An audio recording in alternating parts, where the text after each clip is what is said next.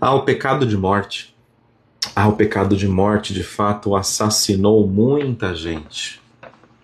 Muitos estão debaixo da terra, enterrados mesmos, e em seus caixões, um sapato, um instrumento, às vezes uma esperança. O pecado de morte também matou alguns que ainda andam, comem, bebem, se casam. O pecado de morte enterrou sonhos, expulsou filhos de dentro de casa, filhas, separou relacionamentos. O pecado de morte trouxe desesperança, desespero, mãos trêmulas, outras mãos que tremem, quartos escuros, pessoas sobre as camas, anorexia, bulimia, obesidade, depressão, pânico. O pecado de morte conseguiu cumprir o seu papel. O pecado de morte cumpriu o seu papel com competência, e com muita competência. Excluiu, subjugou, advertiu, segregou, aterrorizou, fez com que homens grandes, fortes, musculosos tremessem. O pecado de morte fez com que algumas abortassem, utilizassem cintas, corressem do altar. O pecado de morte fez com que homens que, ora, apaixonados por Deus, acreditassem que esse Deus não os amasse mais. O pecado de morte fez com que muitos acreditassem que o perdão só viria dentro de um ambiente, atrás de um objeto. Mas calma, você vai florescer lá dentro. Tá tudo bem, porque você nunca pecou. O pecado de morte fez com que alguns olhassem para outros na internet e dissessem: essa pessoa só diz isso porque também é um pecador, e você não é. E você não é.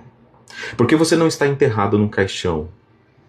Você não está andando, comendo, vivendo, estando morto. O pecado de morte separou amigos. Amigos. Só que agora o pecado de morte não é mais pecado de morte. Que legal. Vamos falar para todos os que abortaram. Vamos falar para aqueles que já partiram. Vamos falar para aqueles que estão presos em quartos escuros. Vamos falar para aqueles que agora a Bíblia pode ser estudada. Mas e os que já partiram? E os que já se foram? E os que já morreram? E aqueles que de fato o pecado de morte matou? A esses está aguardando o juízo, o último dia, porque o departamento da salvação, ele está no quinto andar. No quinto andar dos meus sentidos, sentimentos, nas frações do meu eu, no flagelo das minhas emoções, nas pulsões da minha alma, aonde moram os meus medos mais ocultos. O perdão, ele é uma única moeda, e uma moeda de ouro, que se você tem a chance de segurá-la em seu punho, cerre-o com tanta força, porque se ele escorregar da sua mão, é apenas um.